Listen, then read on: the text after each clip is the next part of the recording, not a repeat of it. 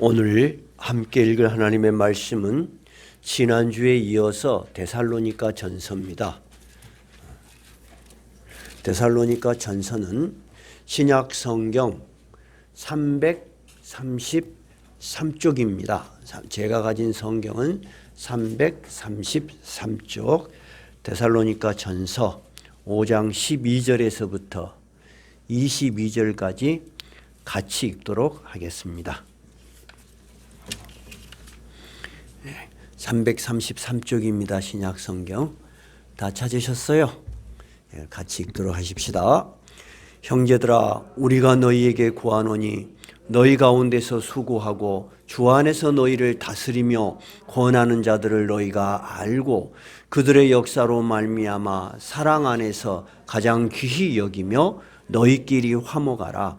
또 형제들아, 너희를 권면하노니 게으른 자들을 권계하며 마음이 약한 자들을 격려하고 힘이 없는 자들을 붙들어 주며 모든 사람에게 오래 참으라.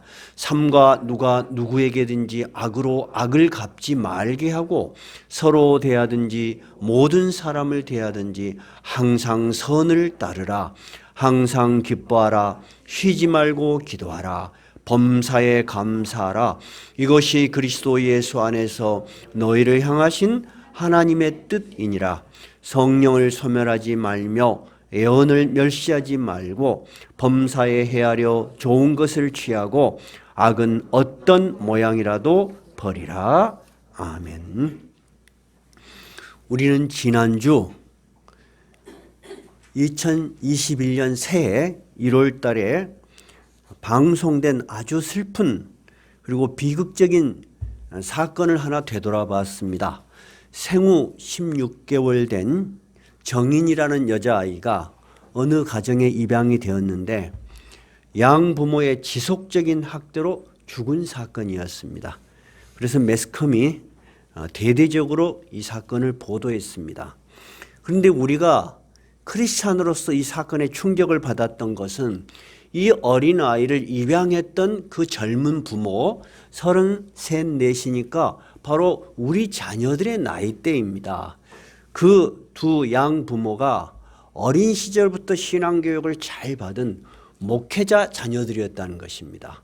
엄마도 아빠도 다 그 조부모가 목회자 현실적으로 지금 목회를 하시는 분들이었다는 것입니다. 그리고 그들이 장성해 가면서도 기독교 대학으로 가장 정통성 있는 한동대학에서 둘 다 똑같이 믿음으로 대학 생활을 했던 자녀들이었다는 것입니다. 그리고 교회에서 교리 공부도 가르치고 교사로서 활동도 했고 그 남편은 기독교 방송국에서 근무하는 신실한 크리스찬이었다는 것입니다. 그런데 어떻게 이렇게 신앙으로 잘 양육되고 신앙적인 가정에서 살았고 그렇게 누가 봐도 다 기독교 가정으로서는 손색 없는 지금 그 환경 속에서 이런 끔찍한 가혹한 짓을 이렇게 지속적으로 할 수 있었을까 하는 것을 우리가 살펴보면서 우리 마음속에 뿌리 박혀 있는 악이 얼마나 강하고 집요하고 그리고 아주 끈질긴 것인지 우리는 새삼스럽게 다시 한번 생각해 보게 됐어요. 그래서 그 사건을 통해서 오늘 읽은 데살로니가 전서 5장 21절 22절이 그냥 성경에 한 절 써 있는 무의미한 이야기가 아니다는 거예요. 바울 사도가 데살로니 교회에 이런 권면의 편지를 썼을 때는 다 깊은 생각이 있다는 거죠. 21절 22절 읽어봐요. 범사에 헤아려 좋은 것을 취하고 악은 어떤 모양이라도 버려라. 우리가 살아가는 모든 현실 속에서는 뭐가 있다는 것입니까? 어떤 모양이든지 여러 종류의 악이 우리 마음속에 들어있어서 이 악이 우리를 사로잡고 있다는 것입니다. 그러니까 우리는 모든 일에 헤아려 이 원어의 뜻은 테스트를 해보고 면밀히 생각하고 기도하면서 이런 내용이에요. 네가 어느 것을 택하고 어느 것을 버리도록 해라. 선을 붙들어라는 거예요. 그리고 악을 버리도록 해라. 이것이 지난주 설교의 주제였어요. 그러면 우리는 좀 더 구체적으로 그러면 우리가 악을 버리기 위해서 또는 선을 추구하는 모습은 어떻게 드러나야 할까? 또는 우리가 어떤 노력을 해야만이, 어떤 신앙의 태도를 가져야만이 이렇게 악에 빠지지 않을 수 있을까 하는 구체적인 권면을 오늘 본문에서 살펴보려고 해요. 그런데 오늘 본문의 내용을 살피기 전에 오늘 이 편지가 데살로니가 전서예요. 데살로니가인들에게 보내는 편지 앞부분이다 그 말입니다. 두 번의 편지를 보냈는데 전서, 그 다음에 뒤에 보내는 편지 후서 그거예요. 근데 그 앞에 보내는 전서에서 바울 사도가 구체적으로 우리가 이 악에 빠지지 않기 위해서 우리 크리스찬들이, 우리 믿는 자들이 어떻게 해야 될 것인가 구체적으로 가르쳐 주신 내용이 있어요. 근데 우리가 이 권면을 이해하기 위해서는 이 데살로니가 교회가 어떤 교회였는가, 두 번째 바울 사도는 왜 이 교회에 편지를 쓰게 됐는가 좀 이해를 하시면 훨씬 더 이 권면이 여러분에게 생생하게 들려질 것 같아요. 데살로니가 교회는 유럽에 세워진 두 번째 교회입니다. 유럽이라는 나라는 지금은 우리가 선진국 또는 기독교 국가 또 이렇게 인식을 하고 있지만 바울 사도, 즉 초대교회가 시작됐을 때는 전 세계에 이 예수 그리스도의 복음을 아는 데가 없었어요. 유럽도 마찬가지예요. 그런데 제일 먼저 바울 사도가 유럽에 처음 세운 교회가 어디 교회예요? 빌립보 교회예요. 그래서 빌립보서라는 성경이 있는 거예요. 근데 빌립보 교회 다음에 세운 교회가 데살로니가 교회예요. 그럼 여기다 책갈피를 딱 꽂아 놓으세요. 책갈피를 딱 꽂아 놓고 혹시 여기저기 찾아보도록 하십시다. 그런데 사도행전 17장에 보면은 찾으실 필요는 없겠어요. 이들이 데살로니가의 교회에 바울과 실라와 디모데가 갔어요. 그래서 복음을 전하는데 주로 사람들이 모여 있어야지 복음을 전할 거 아닙니까? 또 그런 분위기가 되어 있어야 되지 않겠어요? 그래서 대부분 초대교회 바울 사도 일행은 어디에 가서 복음을 제일 먼저 전하냐면 회당, 유대인들이 안식일 날에 모이는 회당이 딱 정해져 있어요. 안식일 되면 유대인들이 다 와요. 사람들이 모여 있어요. 그들은 구약 성경을 잘 알아요. 그러니까 예수님에 대한 이야기를 그들이 그래도 잘 이해할 수 있을 것이라고 회당에서 가르치는 거예요. 제일 먼저. 그래서 새 안식일, 그러니까 안식일 3번의 회당에서 이 복음을 전했어요. 그러면 그 회당에는 유대 지역이 아니고 유럽 지역에 세워진 교회예요. 회당이에요. 그러니까 유대인도 있겠지만은 그 유대교에 관심이 있는 그리스인들, 헬라인들이 있는 거예요. 그 지역이 그리스 지역이에요. 그러니까 그 곳에 모여있던 많은 헬라인들과 그 속에는 적지 않은 귀부인들이 바울의 권함을 듣고 바울과 실라를 따르니라 이렇게 돼 있어요. 그들이 바울과 실라의 말을 이거 상당히 좋은 말씀 같다. 그러면서 바울과 실라를 따르는 거예요. 그럼 회당은 예수 그리스도를 믿는 데는 아니잖아요. 정통적인 지금 우리가 말하는 구약, 그들이 말하는 유대교를 믿는 거예요. 그러니까 그 회당을 지키는 이해관계인들이 겁나게 화가 나는 거예요. 아니 우리가 차려놓은 제사상에 엉뚱한 놈들이 와서 사람들이 자기들을 따라야 될 텐데 자기들의 말을 믿고 자기들이 가르치는 것을 막 좋아하고 그래야 될 건데 바울과 실라와 디모데 이런 사람들이 와서 뭔가를 전하는데 막 사람들이 따른다는 거예요. 그래서 가만두면 안 되겠다. 그런데 회당 내에서는 행패를 부릴 수가 없으니까 시장에 깡패들을 데리고 와서 이 바울 일행이 거기서 머물기 위해서 잠을 자고 밥을 먹어야 될 거 아니에요. 집을 하나 빌렸어요. 그 집이 야손이라는 사람의 집이에요. 그 야손의 집을 막 침입은 거예요. 떼를 지어가서 쉽게 말하면 깡패들이 막. 근데 마침 그때 바울 일행이 없었어요. 그러니까 이 야손 일행은 집주인을 질질질 끌고 가가지고 그 도시의 행정관들 앞에 지도자들 앞에 세워가지고 이렇게 쉽게 말하자면 기소를 하는 것입니다. 죄를 고하는 건데 뭐라고 말을 하냐. 천하를 어지럽혀주던 이 예수쟁이들이 그 말이죠. 천하를 어지럽혀주던 이 사람들이 와서 우리도 어지럽히는데 이 야손이라는 사람이 이들을 받아들였다. 첫째. 두 번째, 이들이 하는 내용을 들어보면 로마의 황제가 있음에도 불구하고 다른 임금 곧 예수라 하는 이가 있다 한다. 이렇게 이야기를 하는 거예요. 그러면 이 복음이 전파되지 않은 시대에 이런 말을 들은 사람들은 깜짝 놀래. 왜냐하면 지금으로부터 2000년 전 기록이에요. 그러면 로마가 다스리던 시대에는 로마의 반역이 가장 큰 무서운 죄잖아요. 쉽게 말해서 황제가 있는데 또 왕이 있다는 거예요. 그러니까 반역을 도모하는 이들이 있다는 거예요. 그러니까 온 도시가 그냥 소동이 난 것입니다. 그런데 들어보니까 큰 죄는 없어. 그런데 그냥 풀어주기도 뭐해. 그래서 그들에게 보석금을 받습니다. 보석금이란 건 뭐냐. 다시 이런 소란이 일으키거나 이런 죄가 다시 재범되면은 돈을 몰수하고 너희들을 형벌에 처하겠다고. 일단 큰 돈을 받고 풀어준 겁니다. 그러면 바울 일행이 계속 거기에 머무르거나 바울 일행의 얼굴이 보이면 어떻게 되는 거요? 야손이라는 사람과 그 믿던 사람들이 보석금 바친 건 다 어떻게 돼? 몰수당하는 거요. 그러니까 바울 일행은 거기에 있을 수가 없는 거요. 그래서 그들이 밤에 그들을 피난을 시킵니다. 그래서 그들이 바울 일행이 베레아 지역으로 갑니다. 그런데 베레아 지역에 가서 또 하나님의 말씀을 전하니까 이번에는 더 많은 사람이 따르는 거야. 좋은 일이죠. 그런데 그 데살로니가 사람들이 얼마나 찔기고 나쁜 사람이냐. 복음을 전하는 사람 입장에서는 아니 자기 지역도 아닌 저 남쪽에 다른 지역에 가서 복음을 전하는데도 사람들이 막 따른다니까 거기까지 쫓아오는 거예요. 거기까지 쫓아와서 이 사람들이 우리가 쫓아냈더니 여기서도 복음을 전한다 하고 행패를 부려요.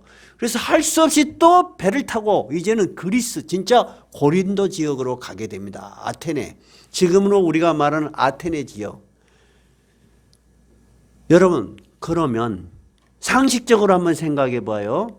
데살로니가 교회에 데살로니가 지역에 복음을 들었던 그 사람들이 교회를 짓고 또는 모여서 신앙생활을 하기가 어렵겠습니까? 쉽겠습니까? 어렵겠죠. 바울 일행들이 없는데도 그들이 자체적으로 교회 즉 성도들이 모여서 신앙생활을 계속할 수 있겠어요? 없겠죠. 그런데 신기한 게 오늘 본문 5장을 읽어보니까 12절에 뭐라 그래요? 형제들아 우리가 너희에게 권하느니 너희 가운데서 수고하고 주 안에서 너희를 다스리며 권하는 자들을 너희가 알아주고 이렇게 이야기가 나오죠. 그러니까 데살로니가 지역의 교회가 지금 계속 유지되고 있다 아니다. 유지되고 있다니까요. 참 놀라운 일이에요. 이렇게 박해가 있고 아주 적대적인 사람들이 눈을 뜨고 감시를 하고 있는데도 지도자들은 나타날 수가 없는 거야. 지금 이 상황에서. 그런데도 신앙생활이라는 것이 이루어지고 있어요. 그래서 바울 사도가 보내는 편지예요. 그러면 제가 질문을 할게요. 우리 앞줄에 있는 우리 나권사님 앞에다 우리 장로님, 집사님, 권사님들이니까 여러분들이 바울 사도라면은 이 데살로니가 교회에 어떤 내용의 편지를 보내겠습니까? 여러분이 데살로니가 전서를 많이 읽으셨을 거예요. 그런데 여러분은 그냥 읽다 보니까 중요한 것들을 목사님처럼 섬세하게 보지는 못할 수 있어요. 그런데 그냥 상식적으로 여러분이 지도자야. 복음을 전했어. 근데 그 지역에 핍박이 있어. 나는 그 지역을 갈 수가 없어. 근데 그 지역에 사람들이 신앙생활을 계속해. 그러면 어떤 내용이 그들에게 뭐가 부족할까요? 무엇을 절실하게 말하고 싶을까요? 여러분이 전도를 했어. 한 번, 두 번 나왔어. 근데 이러저러한 일로 못 나오셔. 그러면 내버려 둬요? 아니면 막 관심이 가는데 쉽게 말은 못하고 막 고민을 해요. 고민하죠. 뭔 고민을 해요? 똑같은 거예요. 뭔 고민을 하죠? 첫째는 뭔 고민을 해요? 고민을 해봤을 거예요. 여러분 뭔 고민을 했어요? 한번 생각해 봐요. 고민 안 해봤어요? 고민해 보셨죠? 첫째는 뭐냐면 어떻게 하면 이 복음을 좀 더 가르쳐 줄 수 있을까 하고 막 시간을 막 봐. 우리가 어른이 되고 제가 목회자인데도 우리 자녀들에게 틈만 나면 그런 말 하려고 눈치를 보니까 저그들은 편한지 모르는데 나는 막 그 시틈을 보느라고 즐거운 날이 별로 없어. 그러다가 뭔 말 한번 하면은 사단이 나와 또 이게. 모처럼 집에 와서 편히 좀 쉬려고 하는데 아버지가 또 신앙 이야기한다. 이렇게 될 수 있다 그 말이요. 여러분도 마찬가지야. 전도를 했어. 안 다니면 몰라. 싫어. 그럼 또 모르는데 들었어. 그런데도 신앙생활이 지속되지 않거나 하고 있는데 막 어려움이 있어. 그럼 첫째는 하나님의 말씀을 더 가르치고 싶어요.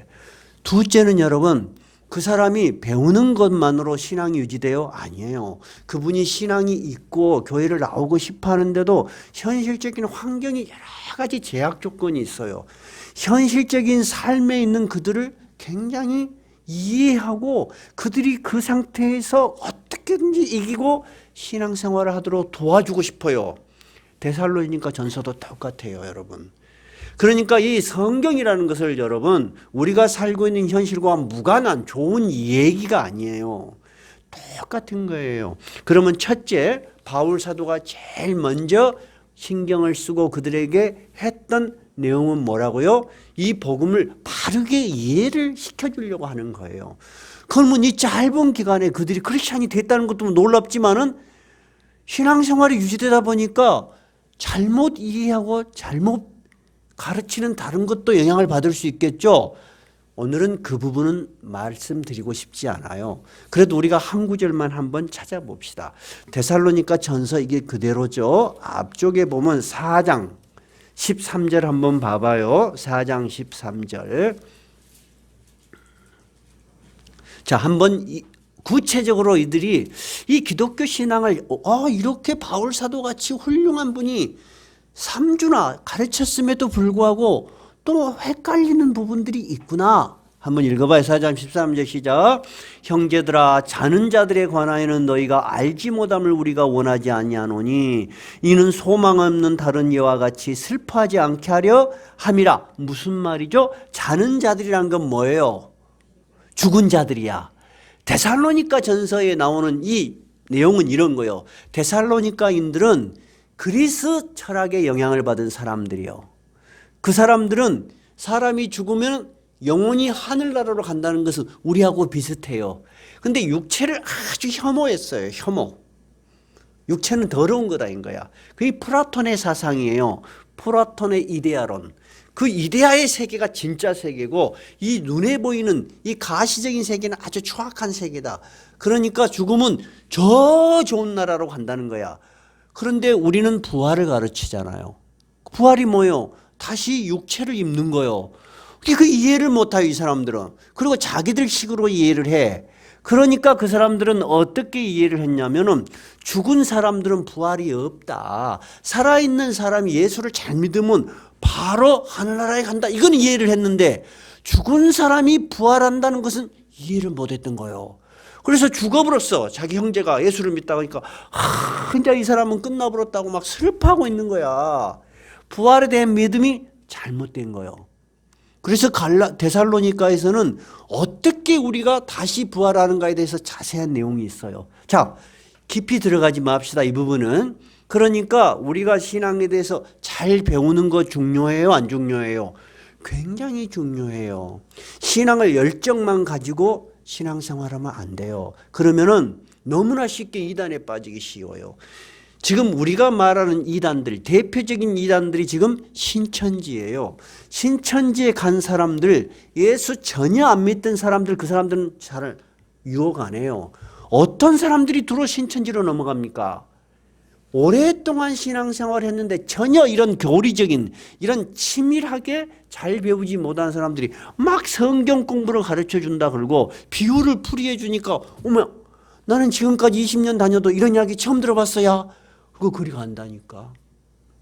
아니 심지어는 제가 다니던 교회에 어떤 여전도사님도 그리 넘어가. 난 너무 이해가 안 됐어요.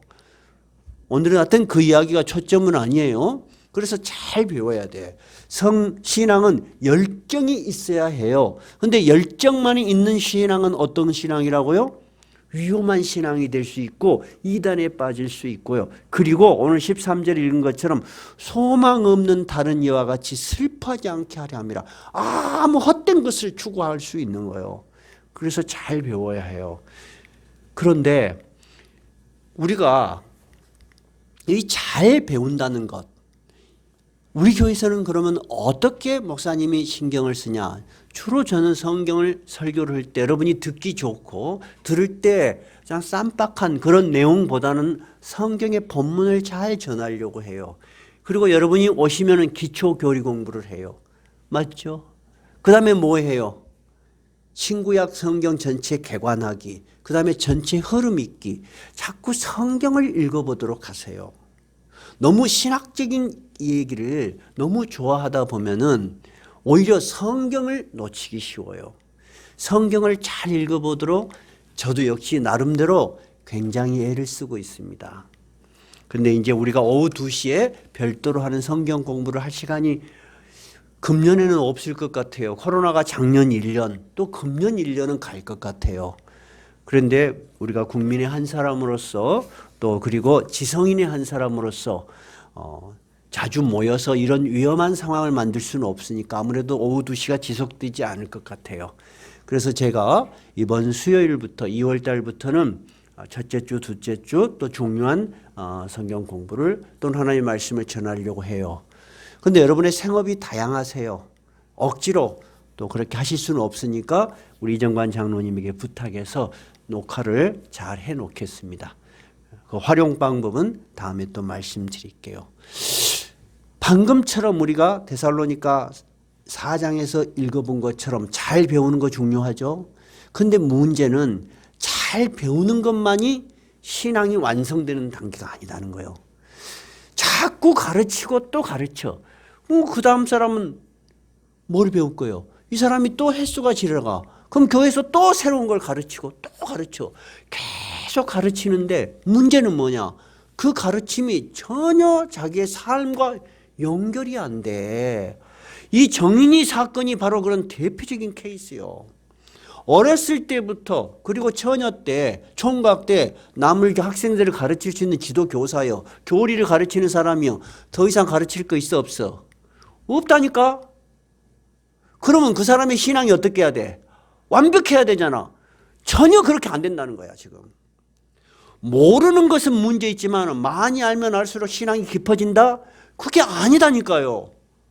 오히려 많이 배우면 어떻게 되냐? 자기도 모르게 교만해져. 이제 아무것도 모르는 사람하고 대화를 해보면 어때? 깝깝해버려. 근데 저는 그렇게 생각하지 않아요. 저는 그런 세월을 다 거쳤어요. 별로 아는 것 없는데도 너무 신앙생활을 기뻐하고 즐겁고 감사하게 사는 사람이 있어. 여러분 많이 아는데도 불평하고 불만하고 마음에 기쁨도 없고 감사도 없고 억지로 오는 사람이 있고, 별로 모르는데도 막 감사하고 기뻐하고 교회가 너무 좋고 그런 사람이 있어. 하나님이 보실 때 여러분 전자가 훌륭한 신앙이요 후자가 훌륭한 신앙이요? 후자요.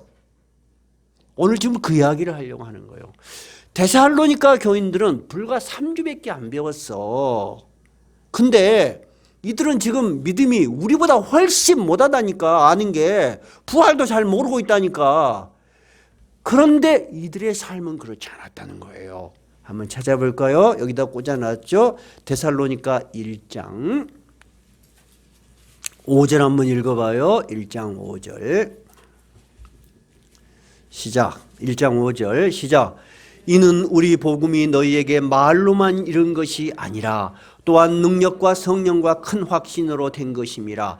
우리가 너희 가운데서 너희를 위하여 어떤 사람이 된 것은 너희가 아는 바와 같으니라. 또 너는 많은 환난 가운데서 성령의 기쁨으로 말씀을 받아 우리와 주를 본받는 자가 되었으니, 그러므로 너희가 마게도냐와 아가야에 있는 모든 믿는 자의 본이 되었다.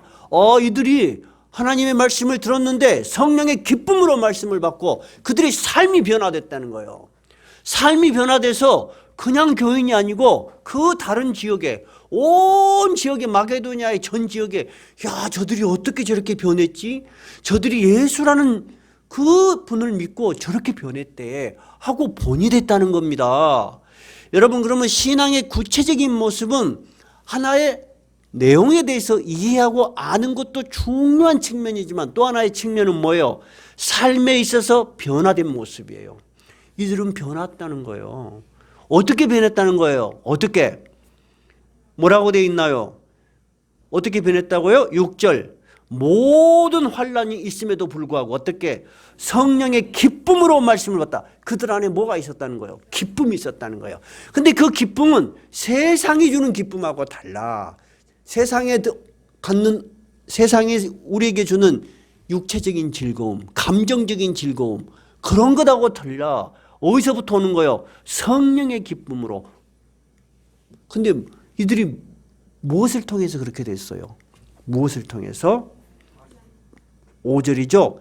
우리 복음이 너희에게 말로만 이른 것이 아니야. 하나님의 말씀 속에는 뭐가 있다? 능력이 있어. 파워가 있어. 사람을 변화시키는. 그 다음에 능력과 성령과 큰 확신. 여러분, 우리가 듣는 하나님의 말씀이 그 안에 뭐가 있다고요? 능력과 성령과 큰 확신이 있기 때문에 우리는 기뻐할 수 있는 거예요. 그러니까 그 박해 속에서도 기뻐할 수 있는 거예요. 그래서 오늘 데살로니가 전서 5장에 바울 사도가 권면하는 내용이 뭐냐? 우리가 악이 횡행한 이 세상, 즉 데살로니가 전서에서는 추상적인 악이 아니에요. 정말로 그들을 감시하고 박해하고 눈을 부릅뜨고 그들을 학대하고자 하는 방해하는 세력 가운데서 그들이 기뻐하고 있다는 소식을 바울이 듣게 됐어요. 그래서 바울 사도가 이 악 속에서도 너희가 빠지지 않는 첫째 비결이 뭐냐? 16절 뭐예요? 항상 기뻐하라. 한번 따라해 보세요. 항상 기뻐하라. 여러분, 우리가 살면서 기쁜 일 있어요? 없어요? 있어요. 그런데 우리가 그렇게 항상 기뻐요? 때로는 기뻐요. 때로는 기뻐요. 신앙생활도 마찬가지요. 목사님 말씀을 듣고 같이 찬양하고 내가 하는 일이 어려움이 없을 때는 참 기쁠 수 있어요. 근데 어느 때는 침체돼. 우리 신앙이 침체되고 아주 무기력해져. 그리고 누가 교회 이야기만 해도 짜증이 나. 민감해져 있어. 그런다 그랬잖아요. 우리는 항상 기뻐할 수가 없어요. 근데 바울 사도는 데살로니가인들이요, 너희들이 하나님의 말씀을 듣고 성령의 기쁨으로 기뻐하고 있는 거 잘 안다. 그런데 너희는 어떤 세상 속에 살고 있다? 박해가 있는 현실 속에 살고 있고 이 세상은 악이 넘쳐나고 있어. 나를 분노케 하고 나를 좌절시키고 나를 절망시키는 많은 일들이 있어. 여러분도 일주일 단위로 매스컴을 한번 봐보세요. 저도 1, 2주일 전에 너무나 예쁜 아가씨 26살, 흔히 우리가 말하는 꽃다운 CF 모델도 하고 탤런트도 하고 너무너무 예쁘게 생겼어. 근데 아무 이유도 없어. 자살해서 죽었어. 이유가 없어.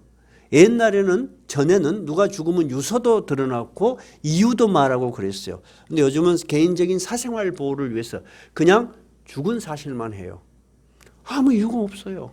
여러분, 우리 안에는 깊은 절망이 있어요. 깊은 절망이 있어요. 그래서 키에르케고르는 이런 이야기를 했어. 인간의 깊이 숨어있는 절망, 즉 절망은 죽음에 이르는 병이요. 우리 마음속에는 누가 우리를 괴롭히지 않아도 내 삶에 그렇게 부족한 것이 없음에도 불구하고 우리를 허무와 절망으로 끌고 가는 어두운 그림자가 있어요. 그것이 악의 실체예요, 여러분.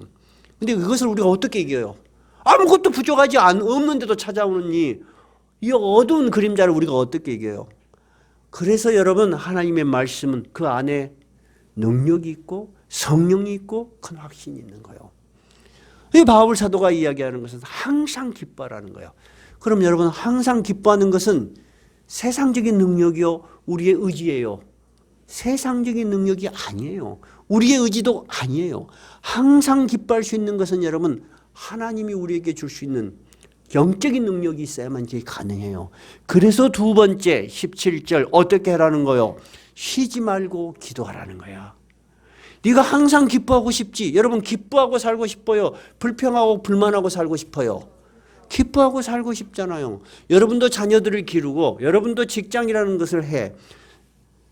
여러분도 사람들을 사겨. 근데 만나보면 항상 기뻐하고 즐거워하는 사람이 좋아요? 불평 불만하고 짜증내는 사람이 좋아요? 항상 기뻐하는 사람이 좋아. 제가 여러분을 봤을 때 목사님을 볼 때마다 항상 웃는 사람이 있어.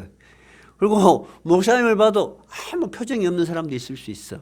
목사님을 보면 피하는 사람도 있을 수 있어. 목사님 어떤 사람이 좋겠어? 웃는 사람이 좋아. 아주 상식이야.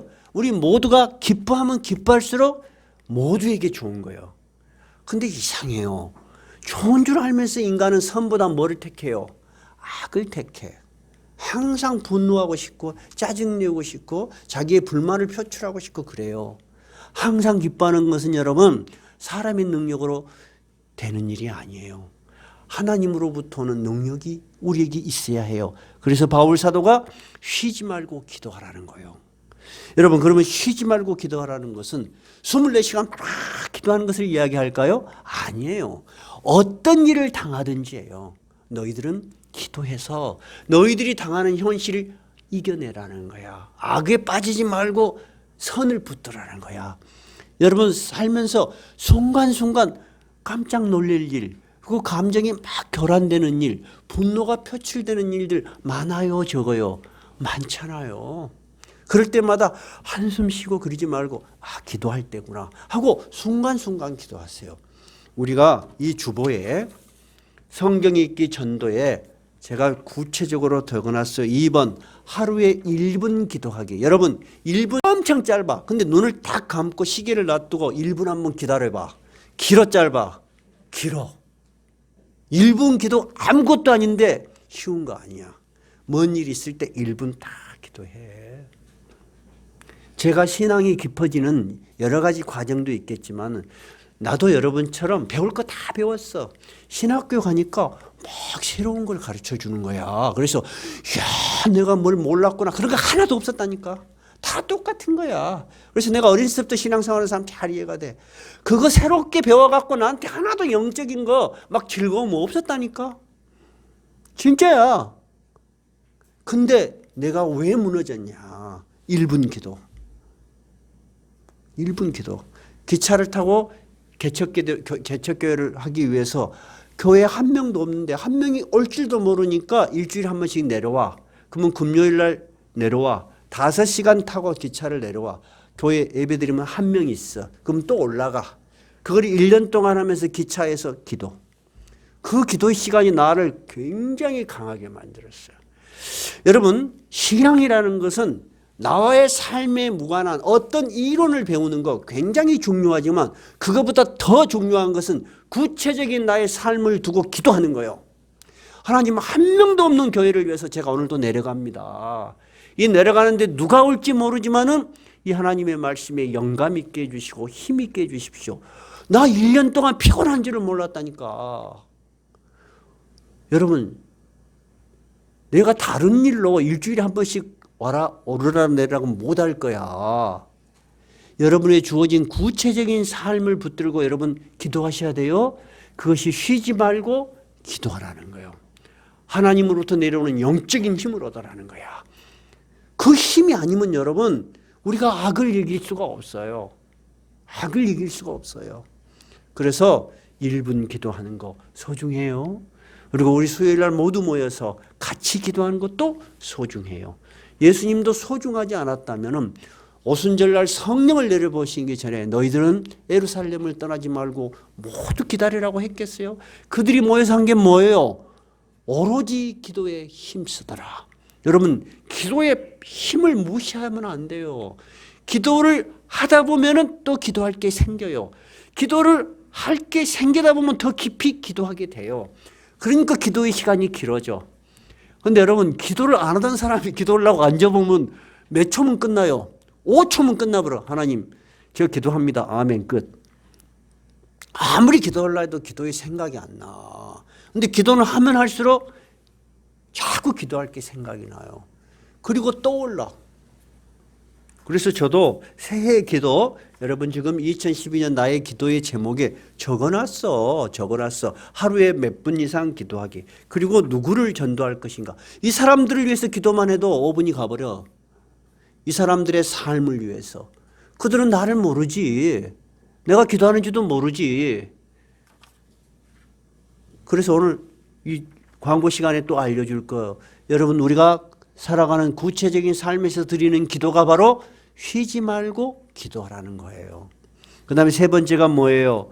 범사에 감사라는 거예요. 우리가 감사는 어쩔 때 나오는 거예요, 여러분? 좋은 일이 있을 때 감사합니다. 내가 슬픈 일을 당했는데 감사합니다. 그건 정말로 어려운 거예요. 근데 범사라는 건 뭐예요? 어떤 일이에요? 어떤 일이든지 감사해요. 어찌 그것이 여러분 가능한 일이에요? 좋은 일이 있을 때도 감사하지 못하는 것이 사람이에요. 고마움을 잊어버리고 살아요, 사람들은. 그런데 바울 사도는 범사에 감사해라는 거야. 근데 지금 이 편지를 받는 사람이 누구라고요? 데살로니가 교인들이 감사할 게 뭐가 있어? 박해 속에 있고 핍박 속에 있고 예수를 믿어서 손해보고 있는데 범사에 감사해라는 거예요. 근데 어떻게 이것이 가능한 걸까요, 여러분? 로마서 8장 28절 바울 사도는 분명하게 이렇게 얘기했죠. 우리가 알거니와 하나님을 사랑하는 자, 곧 그의 뜻대로 부르심을 입은 자들, 곧 우리에게는 뭐라고 했어요? 모든 것이 합력하여 선을 이루느니라. 너에게 일어난 모든 일, everything, 모든 일을 하나님께서 너에게 선한 것을 위하여 준비하고 계신다는 거예요. 우리에게 있던 어떤 불행한 일도 우리에게만 불행한 일이야. 하나님은 더 큰 선을 위해서 우리를 기다리고 있는 거야. 그 믿음이 여러분 항상 감사할 수 있는 근거가 되는 거예요. 근데 이런 것이 이론이 아니고 경험이 돼야 돼, 경험이. 나도 목회를 방금 전에 이야기했잖아요. 많이 배워서 목회에 힘이 생긴 게 아니었어요. 정말로 깝깝해요. 깝깝한데도 하나님을 믿고 이번에 하나님 믿고 따라가 보겠습니다. 내가 평생에 내 이성과 내 계산과 내 계획을 따라서 살았는데 이제 하나님 믿고 한 걸음씩 나아가겠습니다. 그래서 여러분을 지금 만난 거 아니요. 5년 동안 3년 동안 교인 1명 2명 있어도 흔들림 없이 하나님이 살아계신다면 하나님의 뜻을 이룰 거 아니냐. 그거예요. 근데 이런 결과가 생기는 것들이 경험이 되는 것이 신앙이 성숙되는 거예요. 근데 우리가 마지막에 이 세상 사람들은 다 절망 속에 죽을 거예요. 왜냐하면 사람은 다 죽거든요. 이건희 씨가 4년 5년 병상에 누웠다가 아무 의식도 없는 죽었잖아요. 모든 사람은 다 죽어요. 아무것도 못 가지고 가요. 근데 우리는 마지막에 어떻게 죽어요? 하나님 이제 드디어 당신의 나라에 갑니다. 내가 지나오던 모든 삶이 나에게는 힘든 일도 있었고 괴로운 일도 있었고 어려운 일도 있었지만은 당신은 나에게 이 좋은 선을 위해서 나를 훈련시키셨습니다. 이제 우리 하나님 나라에 짠 하고 가는 거야. 그때를 생각하면 여러분 우리 인생은 절대 절망에 빠질 수가 없어. 내일 죽을 수도 있어. 교통사고로 모레 죽을 수도 있어. 여러분 그래요 안 그래요? 그래서 주님의 제자들이 순교의 십자가를 담대히 질 수 있었다는 것을 나는 이제야 깨달았다니까. 여러분 그렇게까지 신앙이 깊이 이해되지 않고 내 삶에서 체험되지 않으면 범사에 감사할 수 없는 거예요, 여러분. 이제 이해가 되세요?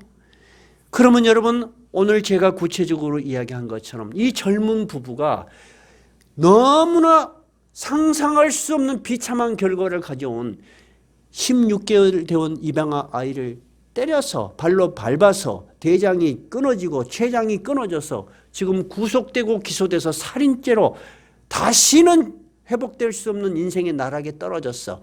근데 그들이 다시 돌이켜봐서 그들이 아이를 키우는 과정이 우리가 어떠한지 모르지만 항상 기뻐했다면 이런 일이 있을 수 있겠어요? 있을 수가 없는 거예요. 두 번째, 이런 일이 있을 때 힘들 때 기도했다면 이런 일이 있을 수 있겠어요? 없어요. 힘들었지만 감사합니다. 우리가 이런 입양아를 키울 수 있어서 하나님 감사합니다. 그렇게 감사할 수 있었다면 그런 불행한 결과가 있을 수 있을까요? 없겠죠, 여러분. 그러고 보니까 우리가 구체적으로 악에 빠지지 않는 가장 좋은 비법이 뭐예요? 항상 기뻐하라. 쉬지 말고 기도하라. 범사에 감사하라요. 근데 이것은 여러분 종교적인 가르침이나 윤리적인 가르침이 아닙니다. 바울 사도가 생각을 해보니까 이렇게 멋있는 말을 좀 해주면 좋겠지. 그리고 신앙을 갖지 않는 사람들, 또 어떤 분들은 신앙을 가져도 깊이 있게 잘 모르신 분들도 이 내용을 아주 좋아하더라고요.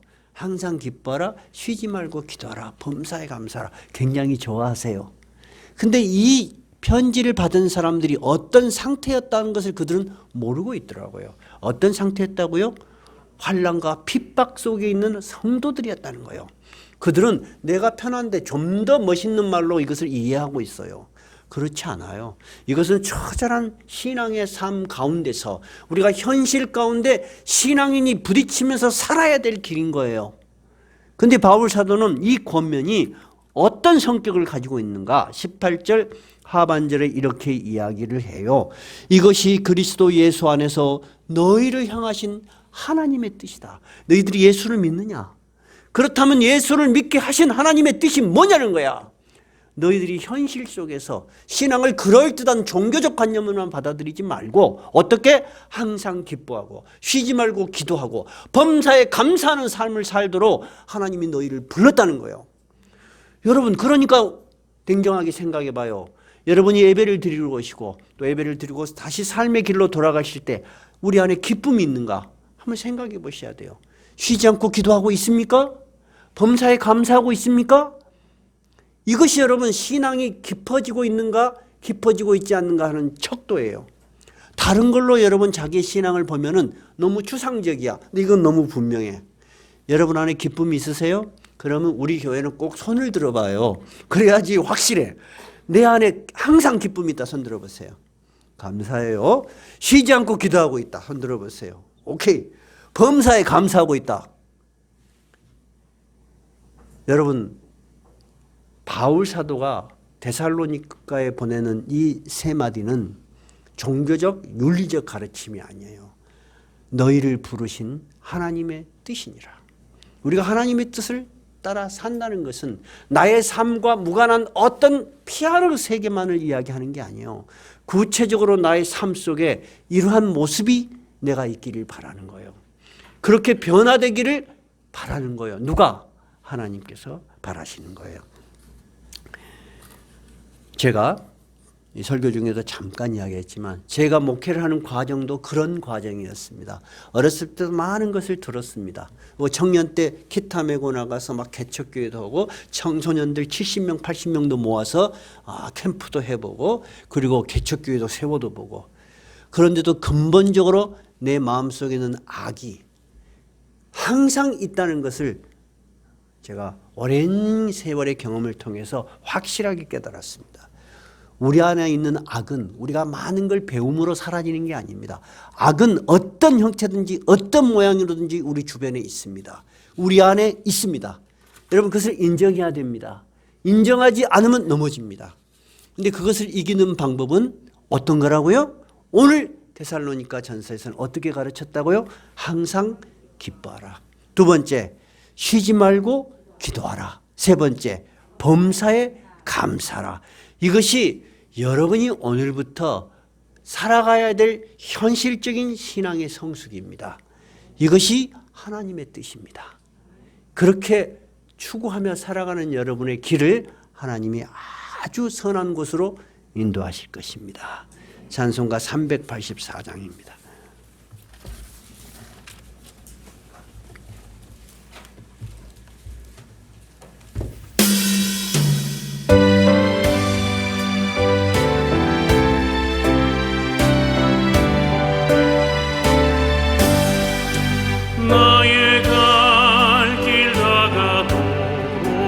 예수 인도하시니 내 주 안에 있는 긍휼 어찌 의심하리요.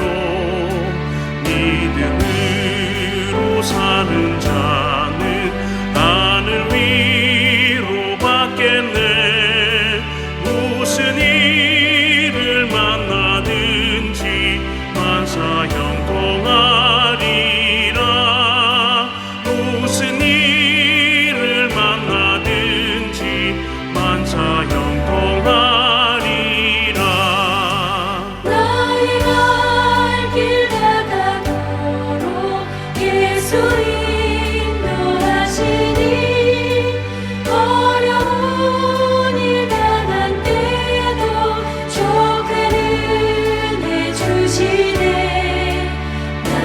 심히 고단하고 영혼 매우 가라나 나의 앞에 반석에서 샘물나게 하시네 나의 앞에 반석에서 샘물나게 하시네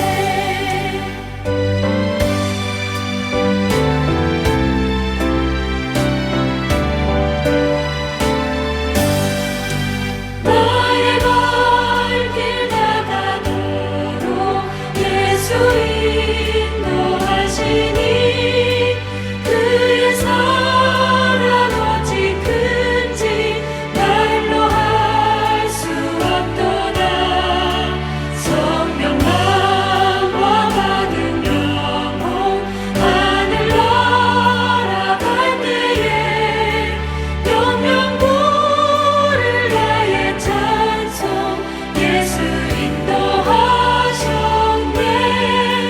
영명부를 다해 찬송 예수 인도하셨네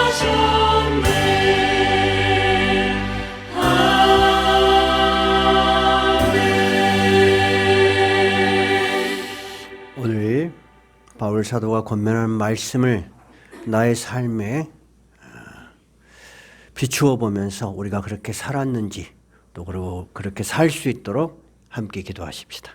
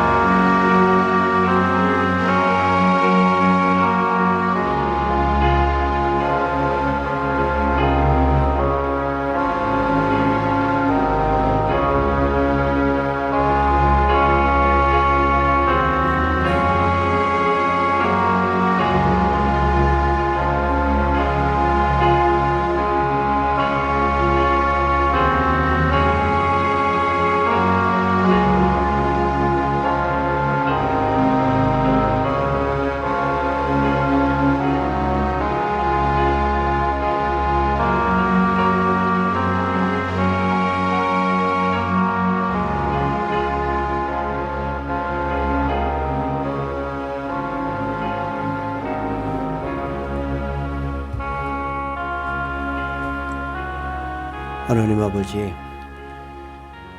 우리를 하나님의 자녀로 부르시고 양육시키시어 우리가 복음에 관한 귀한 진리를 아주 오랫동안 배우고 알고 있습니다. 하나님께 우리에게 이런 하나님의 나라의 비밀을 알게 해주심을 감사합니다. 그러나 아버지 하나님, 우리가 아는 것만큼 우리가 사는 현실에서 우리는 그 하나님의 선을 이루지 못하고 살 때가 참으로 많습니다. 아버지 하나님, 우리 안에는 여전히 악이 존재하고 우리가 대하는 사람들 사이 속에서도 갈등이 있고 분노가 있고 또 우리가 사는 삶의 형편도 늘 불안하고 쫓기고 암울할 때가 참으로 많습니다. 아버지 하나님, 그러나 이 모든 모습 속에서 우리는 항상 기뻐하고 쉬지 말고 기도하고 범사에 감사하는 성숙한 크리스찬이 되게 하여 주시옵소서. 이러한 삶의 자세로 우리가 늘 악을 이기며 선을 붙들고 살게 하여 주시옵소서. 이것이 우리를 향한 하나님의 뜻이라는 것을 분명히 깨닫고 늘 우리가 살아가는 매일매일 한순간 한순간마다 내가 기뻐하고 있는가, 내가 기도하고 있는가, 내가 감사하고 있는가 스스로를 돌이켜보며 주님이 말씀하신 이 기준에서 벗어나지 않도록 힘쓰고 애쓰는 훈련을 하게 하여 주시옵소서. 그러므로 우리의 삶이 늘 선을 붙들고 또 그 결과가 하나님이 주신 귀한 풍성한 성령의 열매를 맺으며 살아가게 하여 주시옵소서. 아버지 하나님, 오늘 이 말씀이 우리의 심령에 깊숙이 떨어져서 우리가 세상에 돌아갔을 때에도 그곳에서도 늘 기쁨이 있게 하여 주시옵시고 기도가 있게 하여 주시옵시고 감사가 있게 하여 주시옵소서. 우리 주 예수 그리스도 이름으로 기도하옵나이다. 아멘.